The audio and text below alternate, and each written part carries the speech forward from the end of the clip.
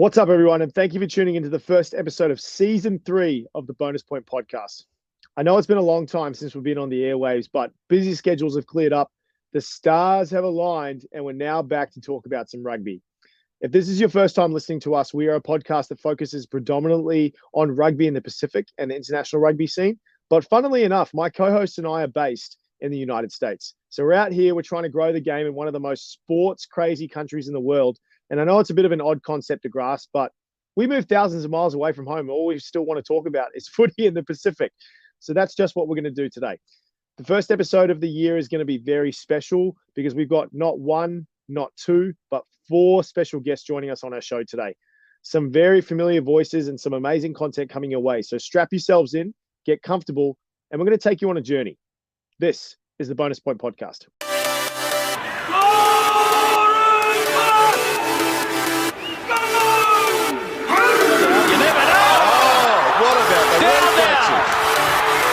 On the rebound, and Valdo's going to run away and score a magnificent try. 100% you're alive. Israel Leg pops it up, try. Defying. It's more than interesting. It is a beauty. Thank you for tuning, everyone. My name is TJ Olsen, and I'm very excited to be back behind the mic chatting up a storm about everything footy. But as usual, I get pretty lonely doing this by myself, so I need my partner in crime to come and help me with some incredible insight and some hilarious banter as well. So please welcome back on for another season of the Bonus Point Podcast, Mr. Tavita Halafia. What's up, brother? How we doing? What's happening, man? It's good to be back, actually. I've missed just talking some smack. just jump behind the mic and just like saying controversial things. Just saying things. Look, sometimes I'm right, sometimes I'm wrong, but we're having fun every single time. No, it's good. It's been way too long between drinks. I mean, not for us actually in person, but between this one. But before we jump into the first 2 segments, I have 2 things I want to go over with you.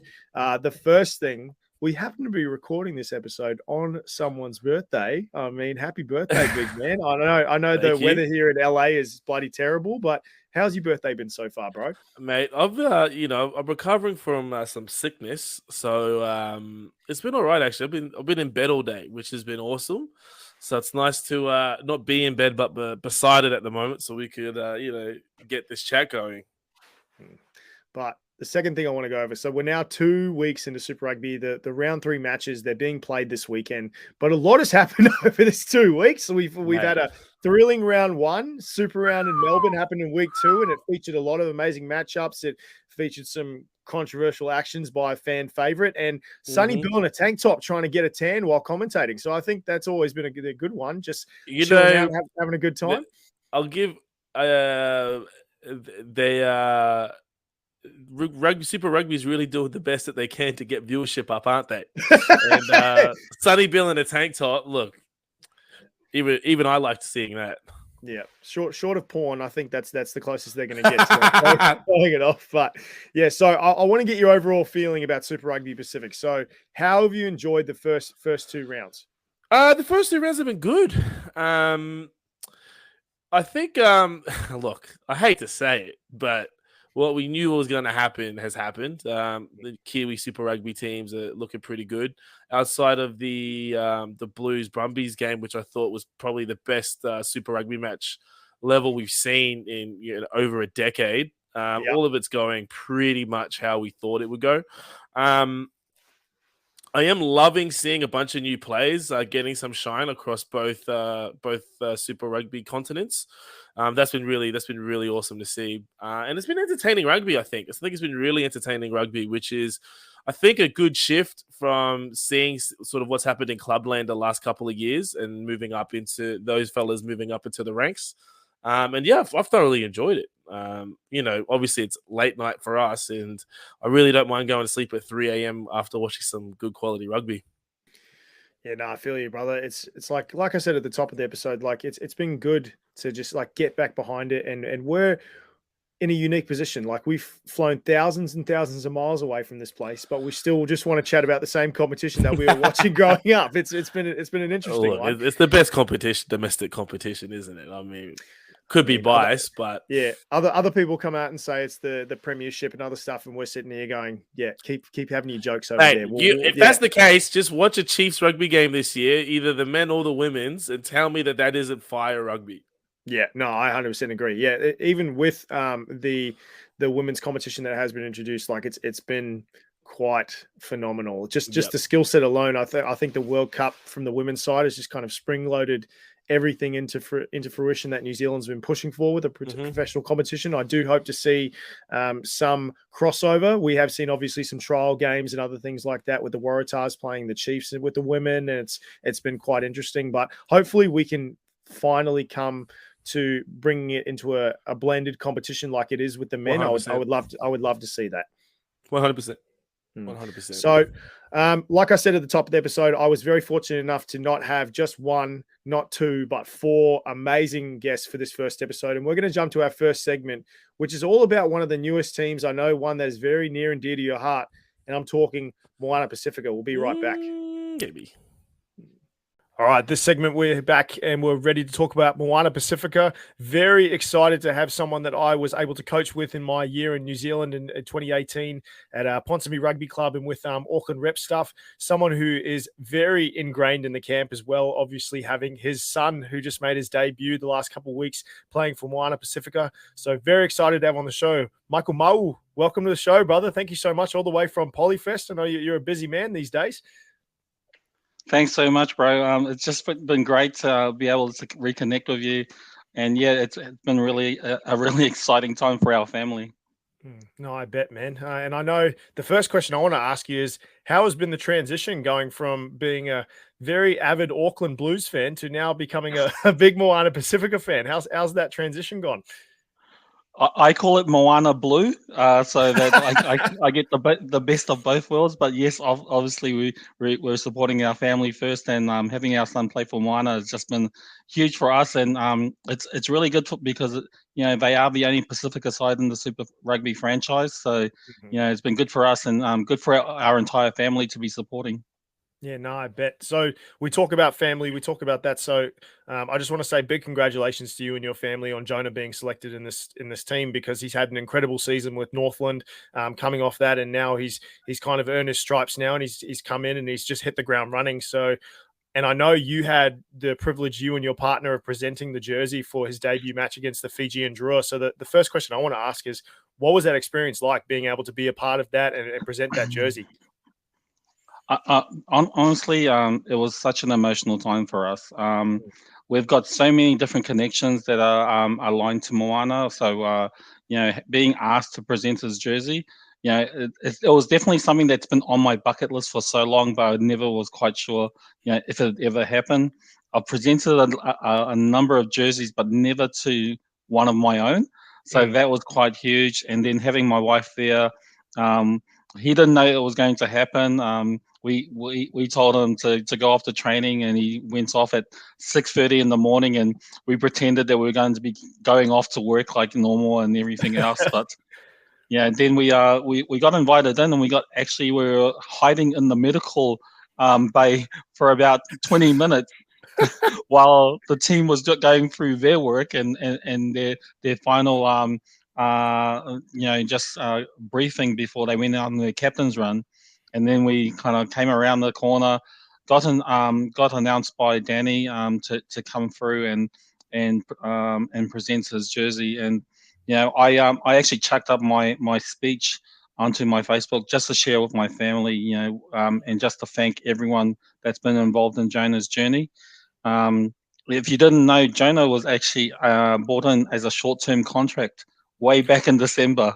Oh, really? 4 I didn't weeks. know that. Yeah. 4 weeks. He came in as a short-term contract and got extended 4 weeks at the end of each part of his contract. And so when you see him finding out that he was starting, that you could tell how shocked, how much it meant to him, and just the fact that he'd actually finally got to that goal. Yeah. No, I think it's you wouldn't be able to tell with just like his tenacity and his work ethic. You'd think that he'd be signed on to a 5-year deal and he'd just be hitting the ground running, because I feel like although there are a lot of amazing Pacific rugby players out there. I feel like he's a very hot commodity at the moment, and that's not me being biased, obviously, because I'm close to you and your family, but I think that he's just been something that has been a really big impact for not just Northland, not just for Moana, but just for rugby in general back in New Zealand. So it's been really good. But I think that leads us into the next question is obviously you've got a pretty close inside track to the team. Like, you know, a few players like Sam Slade that played at Ponsonby, and then there's obviously some amazing talent that is sprinkled into this team. A Levi Almua, a Christian Liliafano. You've got a handful of other people that are really making names for themselves as good Pacific and amazing Pacific talents. What do you think the difference is between last year and this year now that Moana is kind of come in and they've just hit the ground running? It's such a different team though, because like when we kind of looked at it and we look at how professional our established franchises are, and so that first year it was a lot about finding their feet and just understanding who they were to start off with. But you can see that and because we're also connected to the Taniwha, we saw the professionalism at an NPC level, but it's again just another level when it comes to super. You've got so much more support around you. There's definitely a lot more strategic thought into it. It's not just like go out there and play. The players are put through the processes in regards to making sure they understand all the different processes that they're going to be playing through, all the different scenarios, and then you've got just being like good people outside of that rugby arena, and they've done so much community work to re-engage all our community.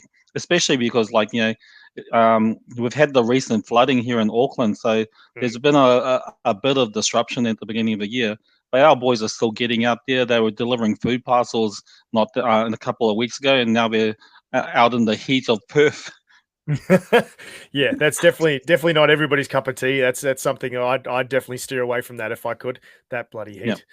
But oh man, but I think it's just the island way. It's something that's always been something is no matter what the trials and tribulations are, is that you get behind the whānau, you get behind the aiga, and you just try and back each other, and you try and be there for one another. And I think that's the very unique thing about Moana is that even though some of these guys who have come into the mix very early on and they don't have an idea about what professionalism, because they're so young, they're just learning how to navigate just playing rugby in general at this level. I feel like you look at their Instagram stories, you look at a whole bunch of different things, you see that they're connected on a level that a lot of other teams, they have to work a long time to build that culture and try and find that connection. So I think that's going to be something that really strings them along and gives them a good opportunity to make a good headway. But this leads me into my last question is Moana's X factor. What do you think it is where they can get to that top 8 and have a chance at playoffs? Because you've seen them play a very tough game against the Galahad Chiefs where a lot of people were writing them off, but they put together a lot of good phases. They took it to a very tough and very strong Fijian Drua team that are in a similar boat to Moana. What do you think is going to be the X factor that could put them in that top 8 and give them a chance in the playoffs and wins Super Rugby? I think for our boys at the moment, I counted how many All Blacks were in that starting 15 for the Chiefs, and it was already a bit of a mountain to climb to start off with. But that self-belief that they had in that second half, to come back out and win that second half the way they did, you can understand that they're very resilient. That they understand that they can trust in themselves, and the X factor that you're talking about is the team. It's not one individual, and typical to our Pasifika, we work collaborative, and we're looking to build as a team. So if we're going to win, it's going to be us as a team, not just that one individual player. No, I 100% agree. As me as a very big Chiefs fan, it. I was nervous in the second half. I don't care what the score was. As soon as they came out and they would just hit the ground running, I was sitting there going, man, I really hope we don't screw this one up. It was an interesting one to watch. But so you guys got the Western Force coming up this weekend after a big super round that's just happened. What do you guys think the chances are of coming against Western Force? Do you think you guys got this one? I know that so the team's just been announced. It's just been put up on Facebook, and a few changes. So Jonah's coming off the bench this week. He's had a big couple of weeks, so it's good to see him getting a little bit of rest, but still being able to come off and as an impact player. I know that what we're looking for is a bit more consistency. So they're looking at the games ahead, but still taking care of business that's coming up. So I think it's going to be a really strong performance for the boys. They've had a good week on it. I've had a chance to talk to Jonah a couple of times over this week, and it's not the pressure. It's more the case that they're feeling a little bit more relaxed because it is a stage that they're starting to get comfortable in. No, that's good. Well, I wish them all the best. I mean, it's going to be a good battle going up against the Force, but it was good to catch up with you, brother. I know it's been a long time, even if it is just virtual. It's always good to chat to you and pick your brain about stuff, and I hope to see you on the other side of the world pretty soon. But yeah, any final words before I let you go? Just thank you so much for this reaching out to us. We've been watching your podcast as well, so we get some laughs every now and then, and we've seen some familiar faces. Just a word to our Moana team, thank you to all those guys who've had been in the big show and they're sharing their knowledge with our boys. It means a lot to them. I know that Jonah's spoken so much about Christian and what he's taken them under his wing. And again, it's just where do you get that kind of stuff from? You're so fortunate to be around it, and you just got to make the most while you're there. Yeah, 100%. Okay, well, brother, thank you so much for joining. We're going to jump into our next segment, talking about some more Super Rugby Pacific teams. We'll be back in a second.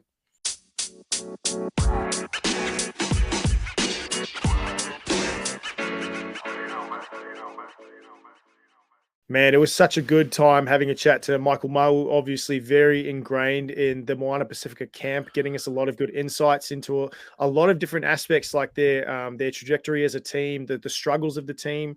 I did really like, though, the aspect that he provided, that even though they were going through the floods in Auckland, the boys are still embodying that Islander, that Pasifika nature as they're getting out, they're helping the community, they're doing all that stuff with the food drives and things like that. And I feel like we've always known this growing up in Polynesian households and obviously knowing that type of culture. I feel like if they're able to get a couple years under their belt and with the people that are in their camp, I feel like the sky's the limit for this team. Like their team may on paper may be less experienced, but hearing the fact that Jonah and a few of the other boys are being taken under the wing by someone like Christian Lealiafano, it's quite phenomenal how much opportunity this team's getting such early on in their tenure as a Super Rugby team. What did you enjoy most about Moana in the last couple of weeks? I think we always knew the Fijian Enjoy and the Moana Pasifika team, it wasn't going to be an easy slog coming into the competition. I think what they've done really well is, regardless of, I think we can all admit what we've seen with Moana Pasifika is they really fight till that 80th minute. They don't stop. And that's just, that just goes into exactly what this team is embodying. And it goes to show where they're coming from. Whether it's playing their first player from Samoan club rugby and developing him, you know what I mean? These are stories that don't exist. Do you know what I mean? This is historic, and I think what we can see is they are wearing their hearts on their sleeves like most of the Pacifica nations do at World Cups, but now we're seeing it in a domestic competition. I honestly, what I've loved the most of them is they just, regardless of the scoreline, they just attack. Yeah, and it's something that I think is helping the competition thoroughly in regards to bringing some eyes to rugby. And man, they've had some of the biggest hits thus far. Bro, yeah, some of them I looked at and I was like, oh man, you guys did this is a bad idea letting these boys in the competition. You're going to be sore for a few weeks. There's some freshness to it that I really enjoy. Oh man, no, that's good stuff. And I know I was listening to Michael talk about just how they've made a couple of different changes to the squad. And I feel like When you look at teams like they're resting certain players or people have gotten injured, and they kind of have to make decisions as a Super Rugby club to go like, we're going to put out the best lineup we got, and we're struggling a little bit. But I feel like because these guys haven't had too much opportunity, like we saw with Tonga the previous year, how they had to name like a lot of guys that were playing club rugby in a test match against the bloody All Blacks. It's pretty crazy. I feel like a lot of these guys have come into the camp. They've had a decent preseason. They're now able to throw guys out and just give us what you got, and then we can give you like big refining points. Like I know Tongan international, I believe it's Nikolai Folakai. I think he earned in the match day 23 this week against the Western Force. I feel like a lot of these guys, they're just going to take the ball and run with it. No pun intended, but literally it's just going to be something they're given an opportunity. And a lot of Polynesian boys, they just go for it. Yeah, look, I think the foundation that they're setting right now across the board is monumental. And I think moving forward, don't be shocked if we start seeing Moana Pasifika start going deep into the competition. And I think within the next 6-7 years, it wouldn't be wrong to think that they could take out a super title, especially with more funding coming their way, and selection processes could refine a little bit.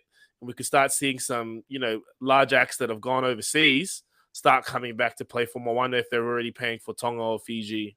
I mean, look, wouldn't it be wonderful to see players like Malakai Fekitoa, Charles Piutau, George Moala come back, play for Moana Pasifika, and then go off to play for Tonga, in tests during the year. And this is what Moana Pasifika are really setting up to do.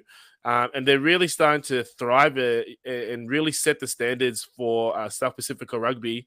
And we just got to face facts. The South Pacific, we've turned out so many great rugby players for other countries.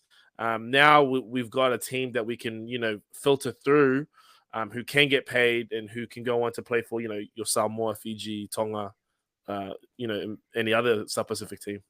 Yeah, no, I agree. It's but it's good to see a lot of Pacific names get their go ahead in a lot of different teams. So obviously, Falakai, for which I spoke about previously, he's going to be named on the Western Force on the back end of the bench. But we got a lot of young guys getting their shot. It's going to be interesting to see because I think against the Western Force this weekend, they obviously had a tough go around against the Reds scoring that, but they've got some pretty impressive players. Like they've got Chase Tiatia at fullback. They've got Flower Fainga in hooker. And it's not a scrub team, which I think a lot of people are looking at and going like, like you've got Tony Pulu on a left wing, who's one of my favorite wingers of like not all time, but of Chiefs all time. He's pretty solid. That game's going to be good. Obviously, I know who I'm going for. But like you said, it's going to be a really good team. It's a good matchup. Both have had a couple of tough games to start off the season, and both are going to be looking to try and grab a good win. Yeah, today. No, I agree. So let's talk about the other expansion team just really quickly before we go into our next segment. So the Fijian Drua. So I think they've got their biggest test ahead of them this weekend. I believe they're playing the Crusaders, and they've just come off 2 solid weeks of footy. And I think I was watching another podcast listening just about Fijian players in general, and it's just something they're just providing a whole new element to this competition. Just with the offload game alone is just something that is crazy, and just how dynamic and how just a lot of things just come naturally to them because they're the kids that are playing on the beach in the barefoot and just chucking around the football and playing Fiji touch. Like they've just got to put some crazy things together to not get touched or it's a turnover. So with the Fijian Drua in the last 2 games, what are you most excited about seeing against this pretty tough Crusaders side? Look, the thing with the Fijian and Drua, I think it's fair to say that naturally they're probably the best athletes across the Super Rugby board. Across all the teams, they're just naturally gifted. I believe Matt Giddo referred to them as cement blocks. They're the road runner, but cement blocks. And they've got skills that you wish you could learn in a lifetime, but you just can't. What I'd like to see is a little bit more structure and patience in their gameplay. I think they try. I think more often than not, they do try to get that extra meter and a half. When really maybe just going to ground, getting a good clean ball to the backs or a nice hit up off that ruck is the play. but they play instinctually, and so that does pay off too. I think playing a Crusaders side that are so structured, if they can disrupt that structure, their type of gameplay could go a long way for them to, perhaps stay in the game and maybe even one more, get a little bit of an upset. But I think without the structure, that if they can't play patient, structured rugby, it could be a long day at the office for them, unless they disrupt the Crusader structure. Which, look, we've seen it time and time again. Sometimes they're just very good at it. And when the Fijian and Drua are on, good luck. Yeah. So I think for me, it's one thing about the Fijian teams is they always get up for the biggest opponents. Like I think, Fiji and Moana, that was a really good test. Like two very physical teams, but you saw it in the World Cup time and time again. When, like, for example, I don't know how it always happens, but Fiji always seems to be in the pool with Australia, and obviously two completely different teams. But Fiji always goes, all right, it's on. Like let's go tackle it, and they just get up just because they relish a challenge. It's something that's going to be really, really interesting to see. So, although I am not a very big Crusaders supporter at all, I do want to give a shout out to a Waikato local, Taha Kamara, who just got his debut cap for the Crusaders. He's going to be coming off the bench. He's going to be a very, very talented player coming into Super Rugby for the very near future. So I wish him all the best. But let's go across the ditch a little bit, and I'm going to jump to our next segment because we had someone that pretty well with a lot of good banter from Pig Athletic Club, Sione Helu. Yeah, look, he throws some good chat around. Mate, Sione and I need to be on the same podcast at the same time because we'll have to start an OnlyFans for rugby podcast because it could get a little too much. I would pay so much. I wouldn't even care about the price. You guys could rack up that price to whatever you want. I'm paying. I want to hear that every day of the week. That'd be amazing. Okay. But let's push it on. We're going to go straight to that next segment because there's some pretty good banter chatting all about the Queensland Reds. We'll be right back. All right, on our next segment, we're talking everything Queensland Reds, and we've got someone who's got the inside track on everything Aussie rugby.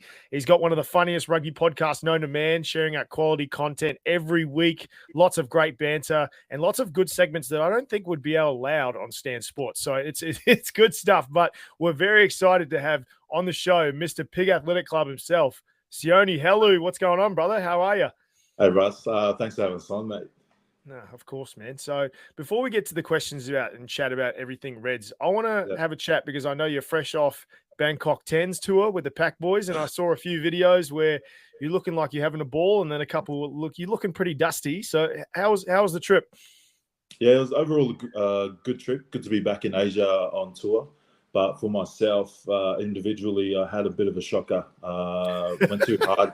Went too hard on the second night and ended up waking up on the street in Thailand. So wouldn't recommend it, but definitely it's good to be back in Asia touring again.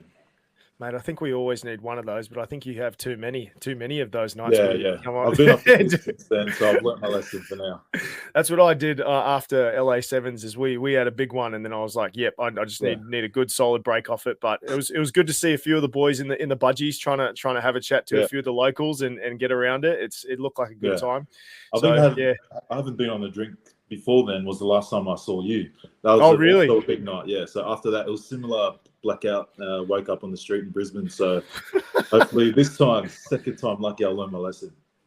Yeah, I don't think we're ever going to learn our lesson, mate. But we'll keep trying to do it. But let's start chatting about everything Queensland Reds. So the first thing I want to pick your brain about is Brad Thorne still the coach of this crop of talent, or does the coaching change need to happen? Because I know there's been a couple of comments here in the media saying he's done all he can as a coaching contingent. What do you think is the best way to go? Do we stick with Brad Thorne in the Queensland Reds, or do we need to change at Ballymore?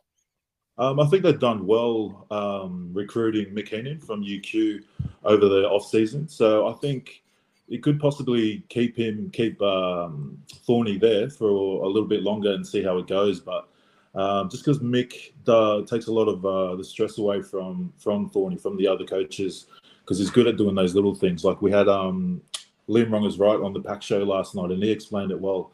Mick Hennon, his resume goes well. He's been in club rugby for so many years, and I think he's been in 12 Premier grade grand finals. So in the last probably 16 years or so. So I think his resume speaks for itself. And if not Thorny, I think McKinnon can jump straight in, because it's been a long time coming for him to be jumping up into higher ranks.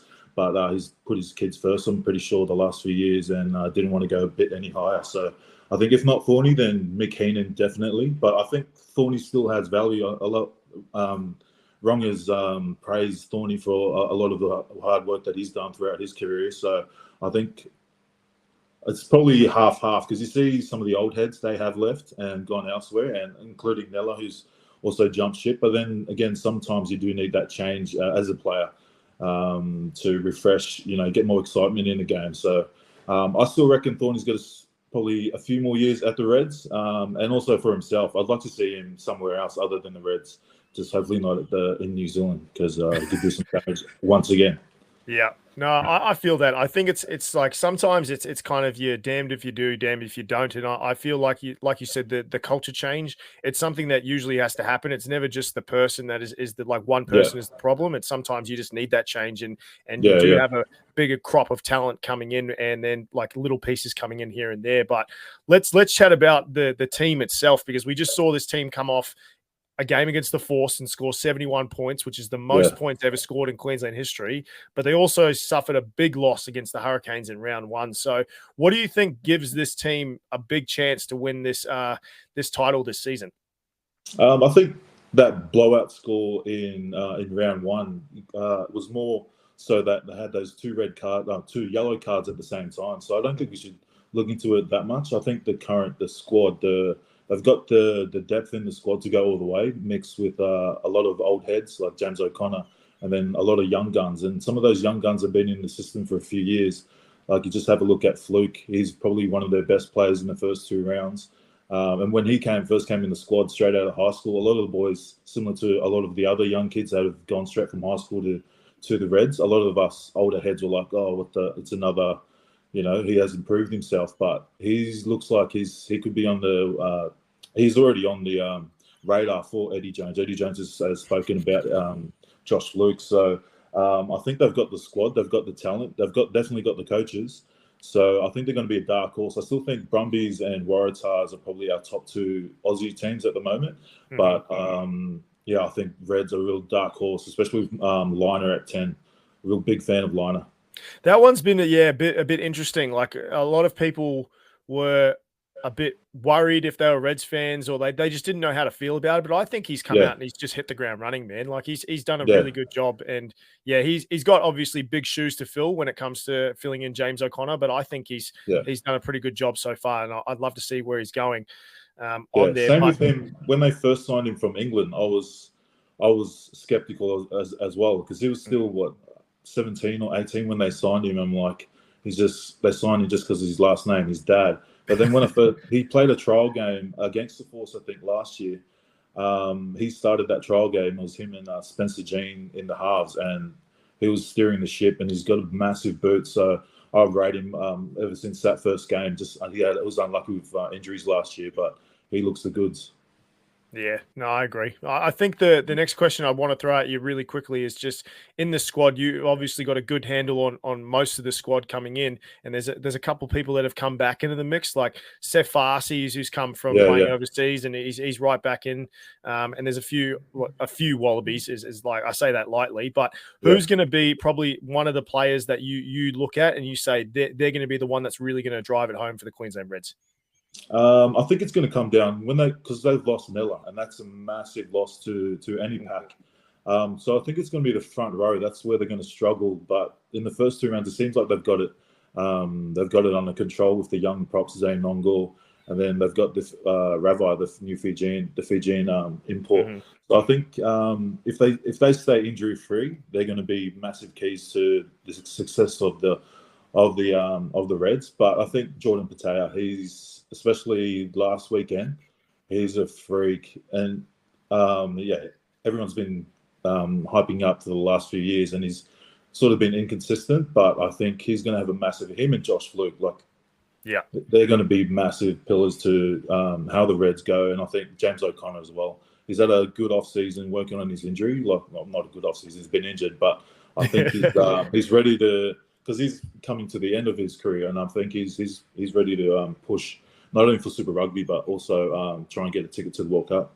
Yeah, I think that Geordie Bataille's nickname does need to be renamed Freak, because it's ridiculous. Some of the things, like the consistency definitely is something that he's been working on. It's been getting better, but man, yeah, ever since I saw him just growing up and playing footy just in club, like you see some of the things he does, and you go, how the hell do you even do that? It's insane. So a few times you just watch him, he's like, oh, he doesn't want to be there, and then he's just palming guys off. Line breaks. I'm like, okay, he's right. Okay, son, you have a crack. Yeah, it's all good. But okay, so last question. We've got a couple of, I guess you can call them Aussie derbies, because I think some people have been considering the Fijian Drua and Aussie team in the competition, because Moana is considered the New Zealand team. But you've got a very tough battle against the Brumbies coming up, and then you've also got the Fijian Drua coming up the following week. Do you think the Reds have now come off the back end of that? They've got momentum from that big win, and they can tackle this really tough Brumby side and a very physical Fijian Drua side? Yeah, I don't think we could read into the Force, because they're struggling in themselves. But I think this is going to be a massive test, because the Brumbies, they look hot. Like they did the Blues last weekend. So I think the Brumbies, and also Brumbies pack, that's where the difference is, and that's where lots of line out mauls. It was just like it was beautiful to watch. Like I'm not even a forwards coach, and I'm still watching it, just going, geez, it's beautiful to watch. But then again, the Reds are on the up. They've got Liam Ronger's right back. That was his first game in a long time last weekend. So I think it's going to be a close one this weekend. But I'm backing the Brumbies this weekend, unfortunately, because I'm a massive front row fan. I would too. If you're a gambling man, you always back the front row.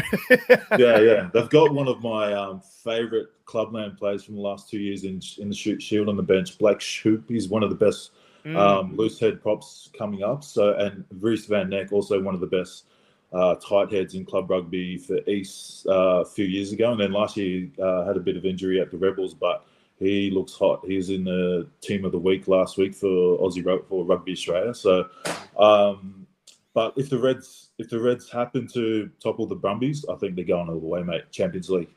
Yeah, there you go. That's good stuff. Okay, well, if anybody's interested in having a good time on tour or just enjoying some good content, be sure to follow the Pig Athletic Club on social media. These guys, man, I don't know how many times I've been at work and I've been having a crappy day, and all I do is see your feed and I go, yeah, everything's all good. Just get to have a good laugh. But just before I let you go, brother, any shout outs, anything you want to say before I shoot you off?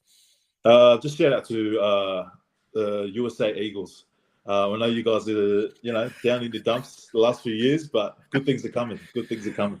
Oh man, you love a good gut punch, but positivity. It's a backhand slap. I love it. No, that's good stuff. But thank you so much, brother. I appreciate it. Jumping on the pod, taking out a time of your very busy day with the video editing and all that stuff. But hopefully we'll be able to get you back on soon, and we'll be able to have a good yarn about some rugby coming in the later games of the season. We'll do, mate. We'll have to get you on ours as well. Oh, thanks for having us. Would love it. I don't know if I can keep up with your banter, but we'll see how we go. All right, we'll jump into our next segment. We're following everything Super Rugby Pacific. We'll be back.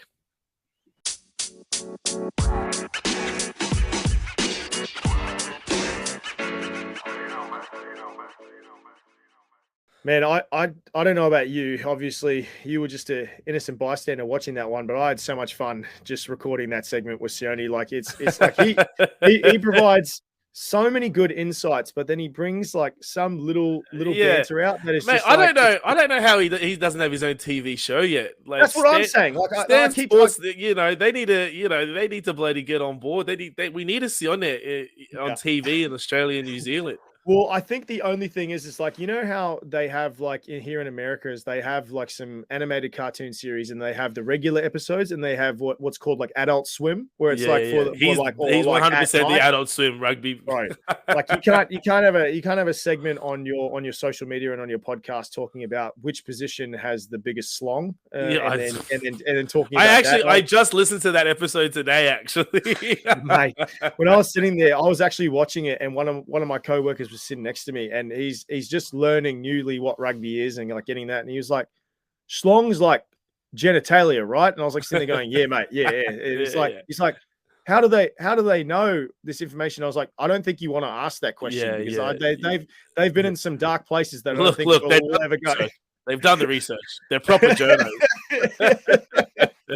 Oh, mate, yeah. So if you guys ever want to laugh, go and follow the Pig Athletic Club. They've got some quality content, and I'm not even not safe talking for about work. Not safe for work at all. You got to turn the volume down and then play it and then put it up to your ear and go, yeah, okay, yeah, that's PG. That's kinda. exactly right. But yeah, it's even just their social media. I watch some of their videos that they cut together. Oh man, they're Look, good. But, I could be a little too old, but I think I want to go on a tour with them at some point.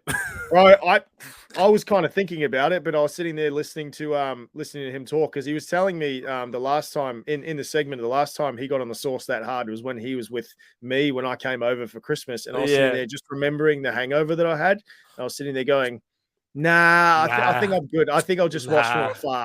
But I could be convinced. Convinced. We'll see. We'll have to have a chat to him. Maybe we need the Pack Podcast US edition. You know. Well, I know one of the boys that I coached at Cal Poly. He went on one of the tours with them. I think at Maggot Fest, one of the biggest competitions here. And he came back and he was like, "You know those boys, eh?" And I go, "Yeah, bro." And he goes, "That was one of the most funnest rugby tournaments I've ever." And then he's like, "Never again, never again." But he's like a guy that parties hard. So if he's saying that and he's had that much fun, I'm sitting there going, okay, like that's the perfect sign off. But let's get back to chatting about the footy. So we got some quality insight about the Queensland Reds from Sione, and I want to chat a little about the Waratahs and the Brumbies. So I think let's chat about the Waratahs first, because obviously we've been pretty close to their coach, Darren Coleman. We were fortunate enough to watch him come through the Giltini system and transform it from 1 year in and win a title. And the Waratahs team, like I was fortunate enough to go and attend one of their training sessions and get to chat to a few of the boys that have come over back from LA and a few people that have come through the system. I think that they're probably outside of the forward dominance that the Brumbies show. I think if they get on the right foot with the attacking, I think that the Waratahs are a real force to be reckoned with, not top eight. Agree. Like I think like if they got on a good foot, they're at least top four. What are you seeing from the Waratahs that really, really gives you insight that they can take it all the way? We got to think only a few years ago, they were bottom of the ladder. They weren't winning anything. Mm-hmm. This turnaround is not only just a shift in talent, I think it's a shift in mental space as well. Their recruitment drive in the last 2 years has been astounding. Not that they're getting big names, but they're developing these players into big player moment plays. So you've got someone like Maher who's come back from LA, gone straight in, and is making a stamp at hooker, which is a coveted position in Australian rugby right now. And that doesn't matter if he's starting or coming off the bench. Even someone like Nems, who, let's be honest, probably doesn't have the pace that a lot of these super wingers have right now. But what he provides on that wing is he's literally the only player in super rugby right now that can do that. Yeah. So I think, and what DC's done is just transform the mentality of this team and this squad. And I can't remember a Waratahs team whose talent had this much depth.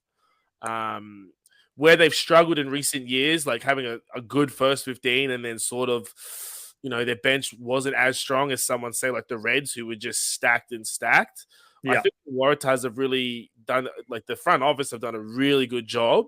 And what DC is doing with this team and just really driving it forward.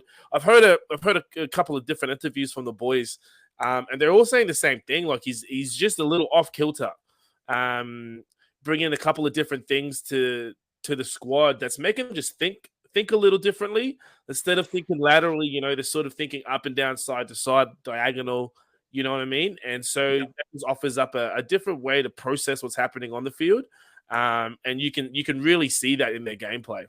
Yeah, well, I remember telling you is when I was first talking to Luke Whitey, when he first got to the Giltinis, and he'd been coached by DC before, and I came up and I was just chatting to him, and I'd been newly in the camp and started doing like some of the academy stuff and just chatting to the boys and getting to know some of them that I didn't really know, and I came up and I was like, out of all the coaches, what do you think about DC? Like, how does he stack up? Because I know you've had a pretty like big career. And he goes, mate, he's easily my favorite coach of all time. And it's not just because of what he brings from the X's and O's. It's not from his work ethic, but he's one of the guys that he's a player's coach. He's someone Yeah. that can really come into the mix, and he comes in at somewhat of an emotional level, and he methodically thinks about how can I break down barriers and really bring this team together. And I think when you've got, like you said, like Nems and a few other older heads that are coming into the team, and then you've got other guys that are coming in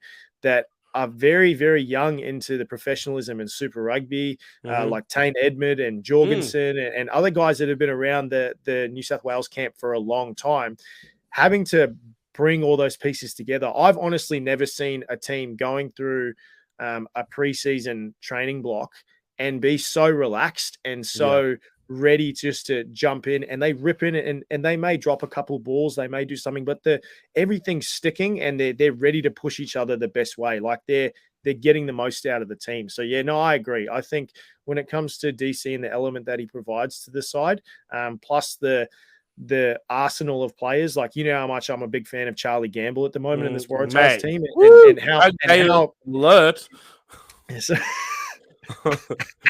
Mate, but what do you mean? Yeah, sign me up. No, he's great. But yeah, it's looking really good. So I think they could be a really, really big force to be reckoned with. I think they just got to keep going along. And I think Mike said it about Moana Pasifika, and I think a couple other guys said it recently is these teams don't have to win every game. Like every team is going to be a big derby. It doesn't matter if it's a Western Force or a Crusaders or an Auckland Blues. It's gonna be a good game. It's just how you just continue along week by week, and then you just go from there.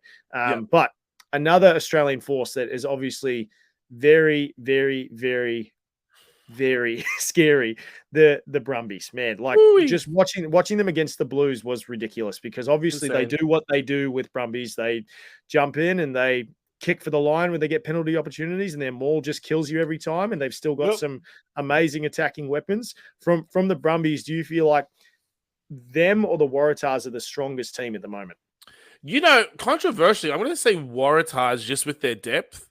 I will say, though, the Brumbies are probably a tighter outfit in regards to their squad of 23 being a little more well-oiled. But I can see the Waratahs doing a bit more damage than the Brumbies this season. I think comparatively, the Brumbies game isn't as exciting. But, I mean, like we said off camera, their forward pack is something else. And, you know, we saw against the Blues what they can do. And there's not to say they can't do that against all the all the other competition, especially the Kiwi teams. But I'm a razzle dazzle type of player, so I like the razzle dazzle with the Waratahs. I want some excitement in my life. You know, I want to see Tyson Gamble scoring some tries, taking off his shirt and doing some push-ups. That's what I want to see. I mean, another thing, I'll pay for that too. Thank you very much. But like I said, I think the Waratahs are just given their depth. And I think that here's the thing. I think the Waratahs can be down by 14-15 and come back very quickly. I don't know that the Brumbies can. But I'll also say that if the Brumbies are in front, I can't see them losing a game. Whereas with the Waratahs, I think they can get run down. So, you know, there's sort of the two different styles that we're seeing at hand here. But I think Waratahs make rugby look easier than the Brumbies at the moment. That's a good insight. I like that. No, it's but I the one thing I will say about the Brumbies is I think I agree with you in those dynamics that you painted. Like, I feel like the Waratahs are a very dangerous attack-heavy team, where I feel like if they are going to need points to score on the back end and they're going to make a comeback, like, I would back them out of any of the other Aussie teams to do that. I do like the fact, though, that the especially in the last game with Ryan Lonergan and Debrasini starting and having players like Nick White and Noah Lolosio come off the bench to finish off. That's something where you sit there and if you have your pieces out there in your back line, like your Andy Muirheads, your Tom Wrights, and then you've got, I think it was... Boy, your boy Andy killed it on the weekend. Mate, I sat there and I was like, he's crushing it. It's a long time coming, though. Like, he's been putting in the hard yak and he's been doing the job. But, I think it was Ollie Sapsford that came off the bench. I think that came in relief. But I think they've now have the depth, if they have everyone healthy, to really have a good combination of starters and quality finishers. Like, if you have someone who's like, Nick White and Noah Lolosio, who are regular starters in the Australian camp, that's something that's a force to be reckoned with. So I agree. I agree. Yeah, that's good stuff. But let's move on to our next segment, because we had the Brumbies versus Blues, and we had Josh Hyde from Northland Rugby Union. He's been a part of the in and around the Blues very long. He's been a long-time Blues supporter. I would love to hear his thoughts about what he thinks the Blues X factor is this season. So we're going to take a quick break, and then we're going to be right back with our next segment. All right, everyone. In this next segment, we're talking everything Auckland Blues. Super excited to have my brother on the podcast, Josh Hyde. We were fortunate enough to work together in Auckland together, working, in our Auckland rep stuff, and he's now currently with Northland Rugby Union, so still in the mix in Blues country, working in the province, and really excited to have you on the show. Thanks for being on, Josh. No, cheers, TJ. It's good to be here. Yeah, no, really, really good to catch up, my bro. It's been too long, but just before we get stuck into the Blues, how's everything been going with Northland? What's been going on, man? It's been going good. I've actually just recently moved from a rugby development officer into the operations space, so getting a bit more in depth into kind of rep rugby and competitions management. So a little bit of a different side of the game, but hey, it's always a good opportunity to try something new, eh? Yeah, I think if anybody's going to be good at that stuff, moving into that space, I think it's going to be you, mate. So I'm really glad that you've moved into that area and you're kind of just taking the bull by the horns. But let's get stuck into your Blues, because I know you love chatting everything Auckland Blues, and I know they've come off a very tough derby against a very, very unique Brumbies side, very forward dominant, and they also had a game prior against the Highlanders where they came in. They scored, I think, at least about 60 points, I think it was, and they did a pretty good job on one game, and they struggled a bit on the other end. But everybody's picking this Blues team as one of the teams to really take it all the way this season. So the first question is just straight up, is why you think the team is capable of winning Super Rugby Pacific this season? Yeah, I think probably the biggest reason would just be that X factor that, I think first game out, we put 13 All Blacks out in the starting team, and, they've got the ability to really put teams away, and you saw that in that Highlanders game first up, and they put 60 on, but, they did concede 20 points, and that will be the difference for them this season is how do we defend it. And then you look at the Brumbies game, and that X factor was there, but it was just the clinical finishes that we didn't have, which we did have the week before. So I think, this week against the Canes, we should be able to rectify some of those issues and really see them flourish again. And even though the Canes have had 2 good wins to start the season, I think we put them away this week and then carry that on throughout the season. That X factor, the ability to put players away into space is really something that is exciting, and I think the brand of footy that the Blues are playing this year is exciting, and it's something that will really rejuvenate the competition. And I mean, Super Rugby Pacific itself is just exciting to watch. It's fun, and people are really getting behind it. And I think X Factor is definitely the reason why the Blues will go all the way this year. And I think you spoke about the All Blacks that are in this current squad. Like, obviously the Blues and a couple other teams are in very unique position to put out a big crop of All Blacks, but we now know that it's been very strict that they can't play 5 games in a row for Super Rugby Pacific, so they're really going to have to lean on their depth and certain players who aren't current All Blacks to really help steer the ship. So if you were to look at the players who aren't the All Blacks, or at least current All Blacks at the moment, who are going to be the glue that really holds this team together? Yeah, it's a really good question, and I think it's something that we really have to be mindful of. And I think exciting to see again this week in the team naming is you've got young Josh Fusitua, and then you've also got James Lane named to start at prop, where you've got 4 very capable All Black props, but they're getting pushed around by some more NPC players that are on the come up. And then you've got the likes of Tolfa Funaki, who's really upped his game and has had 2 really strong performances to start the year. And then obviously you've got the Northlander Sam Nock as well in that halfback mix. And then you look at the excitement that you've got in the loose forge. You obviously have got Akira and Hoskins and Dalton, but then you've got Tom Robinson, who's Big Red, just gets around the park. And you've got Adrian Choate, who just puts out massive performances. And I can't wait to see another Northlander, Rob Rush, get an opportunity. He's exciting, one hell of an NPC season last year. it's only a matter of time till he gets a crack. And I think just like he did at NPC level, as soon as he got that first opportunity, he kind of never let it go. And I think, that forward base is really something to be, reckoned with within the Blues setup. And then you look in the outside backs, you've got the likes of Rico Ioane at centre, and you've got Talia on the edge, and you've got young players like Jacob Ratamatavuki Netkins coming through who can do some really cool stuff. And even last week, Roger Tuivasa-Sheck had to come off in those dying stages, and you bring a player like Bryce Heem off the bench, who's a former New Zealand 7. And I think the depth that the Blues have got this year is something that will probably negate the 5-game sort of limit. Whereas some other teams, I think they'll be really struggling when it comes to, for instance, what are the Hurricanes going to do when Geordie Barrett goes down? I know they've got the likes of Josh Morby there, but there's nothing really past him. And so, yeah, I think the Blues will be fine when it comes to that 5-game limit. I mean, it is what it is. We're in a World Cup year. The All Blacks are going to do everything in their power to make sure that they're in the best position to win. But I think the Blues are in a strong position to do that also. You spoke about Robinson, how much of an impact he made is bro. Like when I saw him beat Wright in that line, he's such a unique player where you look at him and go, if you can outgun a fullback or at least someone who isn't outside back, and you've got with that much speed, and he still hits like a brick shit house, like he's not going away anytime soon. I think he's going to be a really good player to add into that mix. And yeah, I think the Blues are in a very unique position where they can lean on that depth and really go hard in that retrospect. But the one player you spoke about last is Roger Tuivasa-Sheck, and that's been a really big topic for a lot of the media and a lot of other people. And I would like to get your opinion for this particular Blues side. We know that he can play centre. We know that he can play wing and NPC. We know that in the trial matches for the Blues, he was getting a few reps at fullback.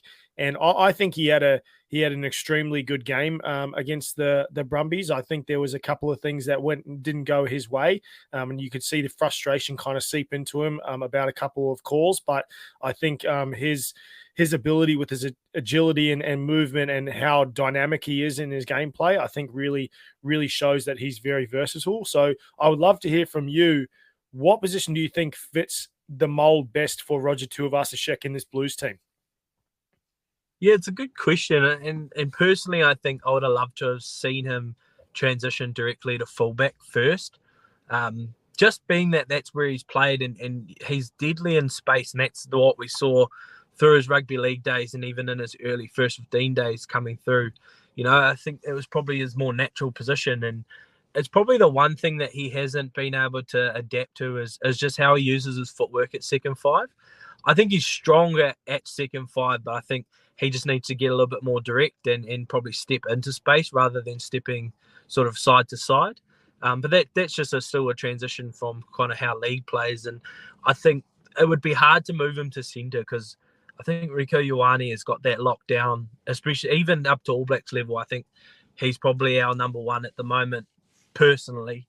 And then on the wing, again, you've got so much depth out there, and I don't think you can move Caleb Clark and Mark Talia out of the wing spot. So I think his best position is at second 5. I'd love to see him spend some time at fullback and see if he could transition back there. But then again, I know he's a great player, but does he oust some players into those certain positions? I don't personally think so. I think he has to kind of hone in those skills at second 5, work on his distribution, and really find that kicking game that he needs to be successful.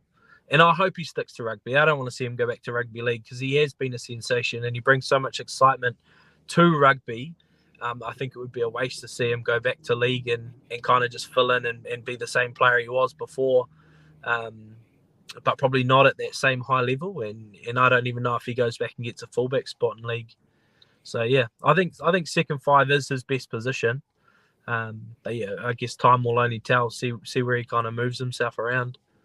Yeah, I definitely feel you on that. I think that although he does bring something to the table with the fullback position, like I personally thought he did quite well in these trial games at a fullback position. But when it comes to time and space, when he does have that opportunity, he can make things happen. On the flip side, I don't know. Like you said, I wouldn't pick him over a Stephen Perifetta or like someone at that, or maybe a Zahn Sullivan, who's been really showing that he's kind of his trajectory is really rising a lot at that fullback position. Yeah, I think second five is definitely his position for this Blues team specifically. I think if he went to another Union team, I think he probably would have his pick and choice because he is such a talent, and they may not have as much depth or as much talent. But yeah, no, I agree. Second five is probably the way to go. And yeah, I would love to hear your thoughts if there's anything else that we haven't missed. Like, what's going to be big for the Blues for you? Is there anything else that we're not thinking of? I think the main thing with the Blues is that they'd had such a good season last year, and there has been some internal changes and some different personnel, and there's different things like the All Blacks limits, etc. So I think it's really just being a little bit patient with them as they go through a bit of a transition, bringing some new players through, cycling new transitions, new game plans, new sort of stuff going on. So I think that it's really just being patient and allowing them to kind of, like, it's okay to lose, and they don't have to win every game of the season to win the comp. And I think that'll probably be how this kind of competition goes. I don't think we'll see a team go through unbeaten this year, and I don't think we'll see the same dominance from one or two teams throughout. I think it'll be a fairly even comp, and I hope to see that the likes of the Drua and Moana Pasifika get some scalps, and I think that will bring excitement to the tournament. But yeah, just be patient with the Blues. They've got everything that they need.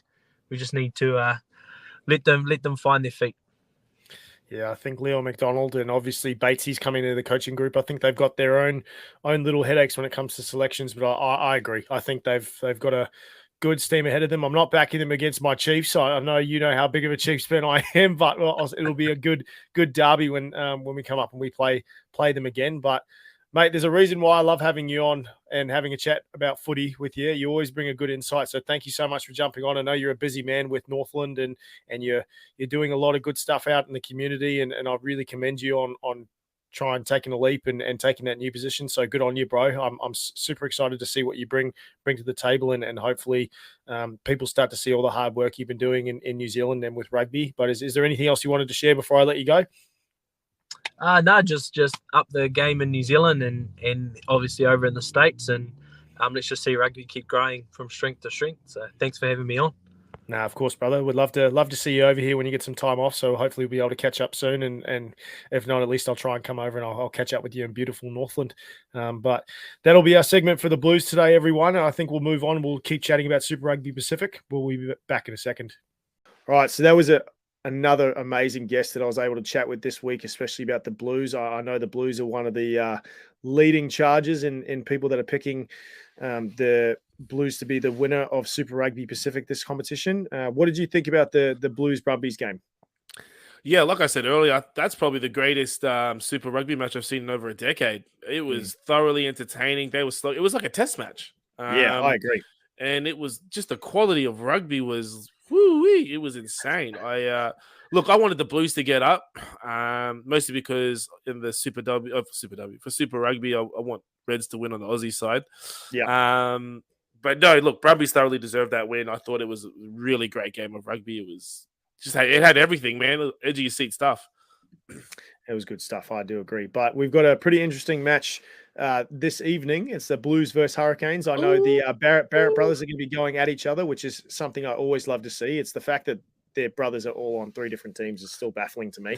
But it'll be a good matchup. But it leads us into the conversation about the Hurricanes because we had a little bit of an incident last week between a very hurt and angry Artie Savia, which is something that we don't generally see. He's a very, very calm, collected player. He's very fun and he's just explosive when he comes to the footy. But I do want to talk about the gesture that he made in the Melbourne Rebels game. So if you haven't seen what happened, go check on social media or go look at any news segment about rugby because you've been living under the rock for the past week if you don't know what I'm talking about. But I'll talk about, in my opinion, with the gesture he made, I do believe it was quite careless and not smart for a decision in his position. But I think with his professionalism and the fact that his dad called him straight after the game and said, that was a bad move. I think it was a heat of the moment situation. He said it himself. He said the one thing I did was I put my hand up and I said it was wrong. It's a Warriors game. I'm a Warrior and I'm going into battle for my team every week. And I think that's all you can ask from someone who has a pretty flawless record. I don't think we can turn around and say like, oh yeah, ban him from rugby, ban him for weeks and weeks. We've made a gesture. And now I'm saying I'm sorry. Like that's all that it is in the heat of the moment. And I'll chat about the law and all that stuff in a second. But I would love to hear your thoughts, Hulla, because I know you have a bit of an insight on this situation that you'd like to share. What do you think about what happened and what? Mate, it's no big deal. It's no big deal. He was annoyed. He's the captain, El Capitan, sticking up for his team. That's what happens. Yeah. Here's what it is really. If old mate doesn't be shit, Artie doesn't react how he's acted. Who's old mate? Rebels. The Rebels guy. Yeah. Because I know Dane Coles was in the mix, but if anybody says anything about Dane Cole starting stuff, no one's ever watched Dane Coles play. That's what he does. He's got the niggle. Like if anybody expects Dane Coles to do anything else, that's stupid. That's stupid. Yeah. Look, it's just been it's been taken out of proportion. I agree with what I said. Look, is it distasteful? Sure. But does he have a history of doing this? No. Mm-hmm. Has he been pretty much an upstanding citizen for the game and, rugby, New Zealand rugby? Yes. Heat of the battle, no big deal. He's sticking up for his team. He's going, like he says, he's going into war. He's going into battle. It is what it is. If anything, I think we should applaud that we're seeing players, really let their emotion out, and not sort of try and hide behind it. Do you know what I mean? And I just think there's a little bit of mongrel that I liked about it. Reminded me of sort of watching rugby in the 90s, when you literally have people trying to kill each other. So I'm all for it. I don't think there's anything wrong with it. For sure. Look, him getting in trouble is just for endorsement deals. No one actually cares.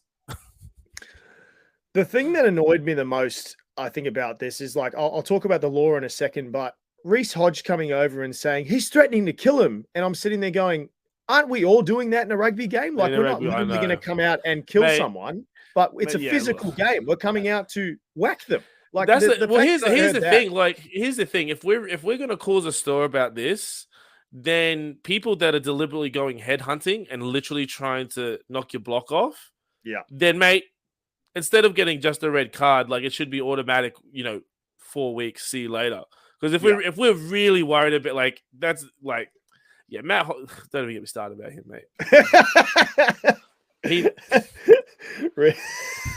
I know. I actually want to go back on previous episodes about and just kind of control F and find all the times we talk about Reece Hodge, and just every time you roll your eyes and just everything just go, mate, how does he still have a contract? I just don't get it.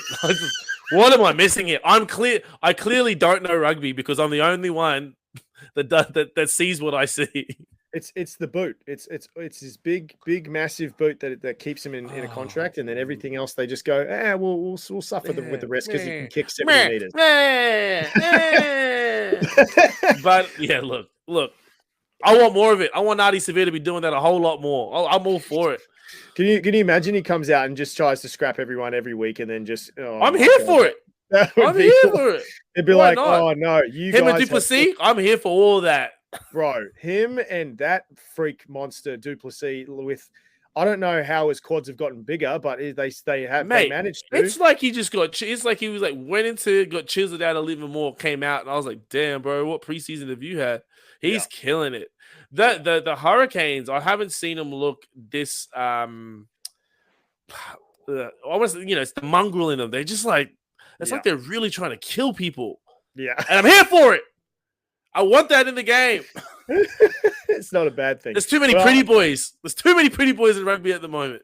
Yeah, I will say that. I missed the bit of rough and tumble that you would get from a lot of the older stuff. But that's us sounding like old codgers, mate. We sit there and we go, I just want everything back the way it used to be. Bring back some eye gouges in the bottom of the rock, a couple of slaps on their head.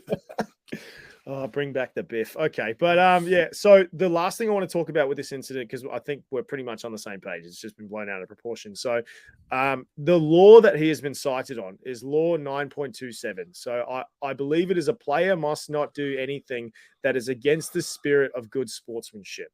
And in my opinion, I feel like there is so much gray area and ambiguity around that what I think once you make a call like that, how do you define sportsmanship? Like, because I see the professional game every week. I could point in 50 different directions and go, that's not sportsmanlike. That's not sportsmanlike. So I think if you're going to cite the law, I think you're literally going to have to put in the law what is good sportsmanship. And then go by that. Because once you open this can of worms, especially with the court of public opinion, the media, how it plays, the referees' interpretation, like there's so many things, like player interpretation. They could come out in a media segment and go like, well, that's not good sportsmanlike, and just like take the piss out of it. So I feel like once you open this up, there's no closing it again. I totally agree. Does he deserve to get carded for it? Yeah, probably. Does he deserve to get a judiciary? I don't think so. He didn't hit anyone. He didn't do anything else. I think it's just got to be just move on. Just get over it. Totally agree. I mean, yeah. If he gets cited and misses games for this, yeah, it's gonna be an interesting one because especially welcome to this PC world. You know what I'm saying? I'm not here for it at all. But I can't believe it's happening on the week that they're playing the Blues, where it's like a local derby, and if you want to see two forward packs go against each other, like I understand the Hurricanes have got depth, like they've got Peter Larkai, and they've got Karifi, and they've got a couple other guys that can slot into that spot. You want to see Adi Savia in that game going against the Blues. I want Adi Savia mic'd up every game just so we can hear the audio. Oh, how good. That would be amazing. That would be so good. Okay, well, thank you for listening to our TED Talk, everyone, because we're on the same page about nothing. We just basically agreed about everything. This isn't just a debate stroking show. each other nice and slowly. But we're going to get to our last segment, and it's all about the Gallagher Chiefs. So Hulla's kind of left me, and he's become a Moana Pasifika fan. He's not a real Chiefs fan anymore. But we got a good. I like to throw random digs as we're about to go to segments, and you can't back yourself up. I just kind of go, nah, yeah, you've had your chance to talk. But exactly. that we were very fortunate on this show to have someone who is able to provide us from an inside perspective about the Chiefs, because he's lived in New Zealand, but from an outside perspective as well, because he's from Canada and he lives in the US, and he follows predominantly a lot more Major League Rugby, but watches a lot of international rugby. So he's got a good insight. I can't wait to hear from Darryl Keith, president of the Dallas Jackals fan club. We're going to go to our next segment. We'll be right back. Leading into our segment with the Gallagher Chiefs, we've got a very big fan who's lived in New Zealand himself, but he is from Canada and he has lived in America as well. Currently the president of the Dallas Jackals fan club out here. So it's always good to get someone like me who's roamed around the world, who's gotten different experiences and is able to kind of come into the aspect and give us perspectives from different walks of life. So we've got Darryl Keith here. DK, thank you so much for jumping on the Bonus Point podcast on season 1. How are you, bro? What's going on? No worries, mate. Kia ora. It's great to be on here to talk about something outside of Major League Rugby, another passion of mine, obviously, with Super Rugby Pasifika, as it's now called. So I know we were talking about it during when we were recording in our podcast this week with the Rugby Rant, talking about Major League Rugby. But I got some insight from you. You were originally a Highlanders fan, correct me if I'm wrong, and now you're a Chiefs fan. You've done a bit of a wave, but I'm glad you're with the right team and you're supporting this team now. Definitely. It was the Landers when they had Malakai Fakitoa and Lima Sapawanga, these guys there, and then you get a guy that was who still represents Auckland, had played with the Blues a bit. He decides to go to the Chiefs. The funniest man in front of a camera, that Angus Ta'avao, you cannot not love that guy. He's absolutely hilarious and just a great dude. And I was like, you know what, man, I'm going to throw my support. You got DMAC, you got all these guys down there. I'm like, you know what, I'm gonna go with like the kind of the blue collar. It's like nobody wants to like the Crusaders because they're like the Patriots of Super Rugby. And you kind of feel like the Blues are kind of like they're buying up all the stars. And I mean, back back then, you had like Jerome Cano was there, Charlie Fulmina, all these guys, and it was just like they still couldn't buy a good record. Yeah. But yeah, just getting with the Chiefs. I like the color scheme. I always liked everything about the club, and I like what it represents. And just the Waikato community was just really, really chill, very laid back, very blue collar down there in Waikato and the central North Island there. So what's not to love? No, I love it, bro. Especially people that are coming from outside perspectives in, like people that haven't grown up around New Zealand, but when they come in, like I hear the same thing every time is they love New Zealand, they love the culture. And I think especially when it comes to Waikato, it's something that's near and dear to my heart. So I'm ready to rip into this, man. I want to know, the first question is I'm going to ask you is what gives this team a competitive edge to win the Super Rugby Pacific competition? What do you think? Man, it's always that worry when these guys go on sabbaticals over to Japan. We saw Brodie Retallick not come back in the best shape. We saw Kieran Reid come back half the weight he was when he went there.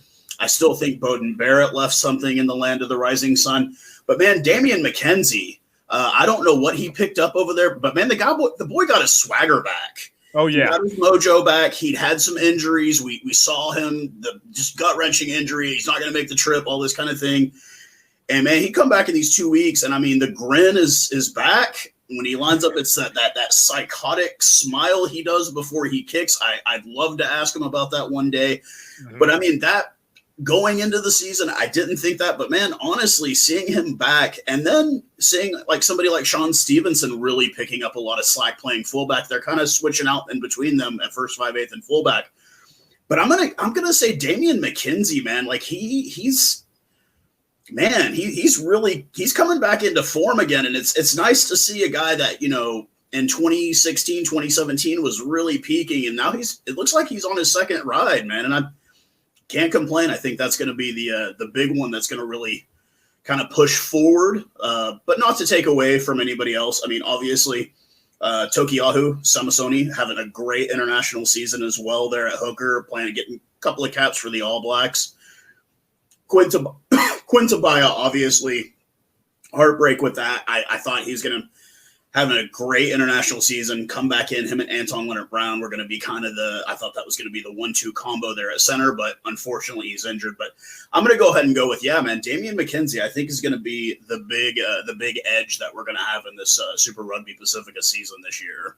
No, I 100% agree. I think my missus said the same thing when she saw Damian McKenzie do the smile the first time when he was lining up the kick, and then she looked at me and turned around and was like, he looks like a complete psychopath when he does that. Like, it's absolutely crazy when that stuff happens. But it is his kind of, I remember reading an interview when he first got into Super Rugby, and it's kind of his just decompression, is just take everything away, blast out all the nerves and just kind of focus on it and just relax and have fun. So it is his way of kind of just getting into the moment and not really taking the pressure away from it. So yeah, I think Damian McKenzie is really going to come hat in hand, ready to take anything that comes with him. It's going to be good. Definitely agreed on that 100%, man. So that leads into the second question. So I think with this whole, you rattled off a lot of different players. Like you've got Brodie Retallick, Soakula, Samasoni Takiaho, Damian McKenzie. You've obviously got a lot of other young guys coming in here, like Cortez Ratama coming in as a really good off the bench halfback coming in behind Brad Weber.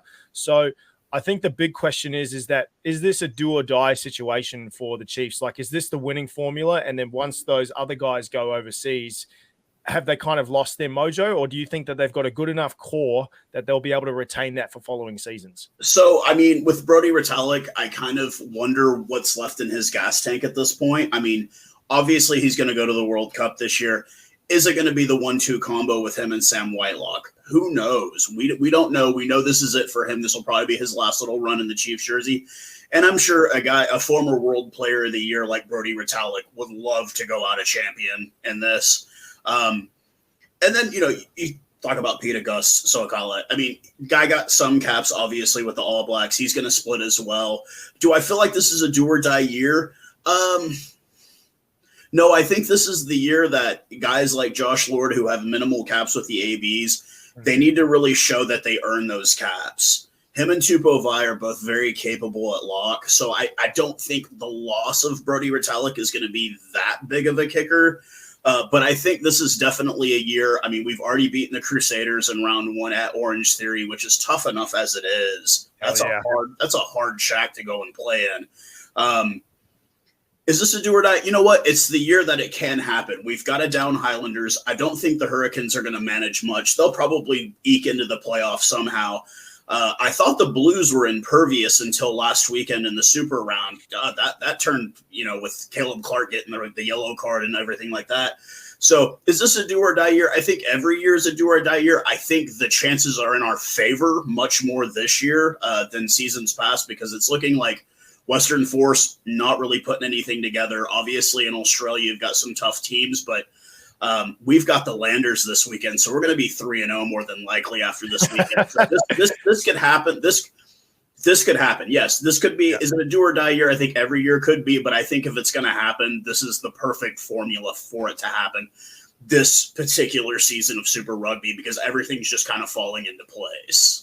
I love the confidence that it's like you're already saying it's 3-0. No, I'm the same, man. It's like you got to go in with that mentality, because I think even though the Highlanders can bring out all the stops, I think if we go into that with that mentality every week, it's going to be a good matchup. It's going to be. And I feel bad for Aaron Smith. I think he's one of the greatest fly halves on the entire planet. Still puts in a proper workload even at 33, 32. I still think he's the man at scrum half.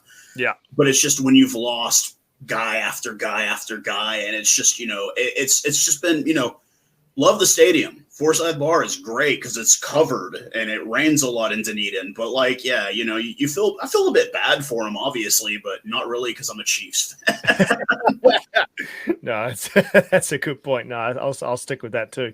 So the last question I do want to ask with you is, you obviously talk about Damien McKenzie kind of being the catalyst for this upcoming season, but let's look at it in kind of our units. So in our forwards and in our backs. So if you were to pick one or the other, if it was the backs coming into play or the forwards coming into play, which contingent is going to be the most important? Because I think the one thing we've got to realize, especially with this season leading up into a World Cup, is that a lot of our All Blacks players, they can't play 5 games in a row. So like you said, your Josh Lords, who aren't current All Blacks, they have been capped, but or they have been in the camp, but they can't be in that current All Black contingent. They're going to have to step up and really come into the fold. But if you had to look forwards versus backs, which one's going to be more important to really lead the charge home for this Chiefs team? You know what I've always loved about Super Rugby, I followed it since it was the Super 12, I guess, about that time, was that each year is always different. Now, granted, there's always the mainstays. The Satyrs have been really, really good for the last decade, obviously. I'm a big Blue Bulls fan. They had their nice little run there. And I think every year is different in Super Rugby. Some years you have high defensive years, and some years you have offensive explosions. I think we're in the year of offensive explosions this year. And with our backs, we can keep pace. I mean, I definitely think, like I said, Damien McKenzie, as long as Brad Weber does his job, we should be just fine there. But we also have Josh Ioane, no slouch himself, Bryn Gatland, Warren's son. We've got these guys. We've got guys, young guys like Cortez Radama, who I'm sure any Kiwi boy growing up playing rugby, you dream of that black jersey, and this is your chance to show, hey guys, I'm right here. You put your hand up in times like this, because we're not super deep at scrum half. I mean, I don't know if TJ Perinaro is going to be ready, but it's like, I think it's going to be an offensive explosion this year, and I think we have the pieces to do that. We've got the speed. Like I said, it's going to just really depend. I hope we don't get any of the injury bug, but nobody ever plans for that either. But I think this is going to be an offense. I think this is going to be the year the backs can carry us to victory. Yeah, I do agree with you on that. Like, when you even just look at the first fives in general, like you said, you've got Josh Ioane, Bryn Gatland, Damien McKenzie. Like, those are 3 players that you can put on the field at all one time, whether it's a fullback, like your dual playmakers, all that type of stuff. And having those weapons or having them come on as finishers in the back end of the game, I agree. I think it's going to be something really to be reckoned with throughout this whole competition. And I think you mentioned Sean Stevenson as well. I think Nankiville's coming into really good form for this season. He's having a really good one. So, I'll take the backs as well. I think the forwards provide a lot with our gameplay, and they provide a different variety of skills, obviously. But I think the backs are really going to take it home. And one last thing I got to say about the backs. Hopefully that they remember their brother that's no longer there. Sean Wainui will always be missed. We watched him score a 5-try game a few years back, and I hope that they play for him. They play for him. No, I think they're always in the back of my mind. I know a lot of the boys that haven't even played with Sean. I think they knew his legacy, they knew what he stood for, and I think just the type of player he was, he left it all out in the field, and no matter whether it was 10 minutes on the field or he got that starting jersey, he gave it all he got. So no, it's a great way to end the segment. I love it, brother. Thank you so much, DK, for being on the show. I love having you on and having a chat about the Chiefs, especially from someone who loves New Zealand just as much as people that have grown up and lived there their whole life. So yeah, no, anything else you want to give a shout out before I shoot off? No, man, go Chiefs, man. It's the home opener this weekend. I hope we have a good crowd out at FMG Waikato. It's a beautiful stadium out there. I got to get on WhatsApp and message everybody, see if anybody's going to the game. But yeah, should be a great one. Even if it's the Landers, still should be a great home opener for the boys. So that's 100%. That's my shout out. No, that's good. Thank you so much for coming on the show, brother. I appreciate it. We're going to jump to our next segment. We will see you soon.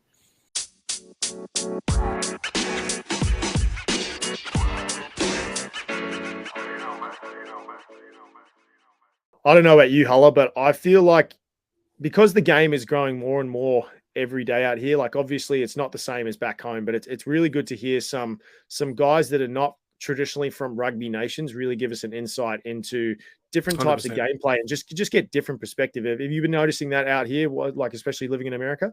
Yeah, definitely. It's been, I mean, we've seen the game grow in the last 4 years, you know what I'm saying? Especially with, a West Coast team, LA having the MLR side, and you can just see sort of the level of attendance at rugby games is getting bigger and bigger. And yeah, I'm loving that we can have actually conversations where I'm not rolling my eyes. Being an arrogant rugby player and coach and fan, just thinking, you don't know what you're talking about, mate. Yeah. We have had a couple of conversations like that with some guys, and like credit to them, like they're putting in the energy to A for effort.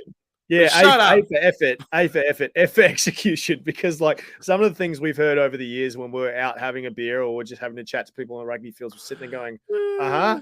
and then going, what the hell was he talking about? Texting you low key, being like, mate, let's leave this conversation, please. Just Irish goodbye it and see you later.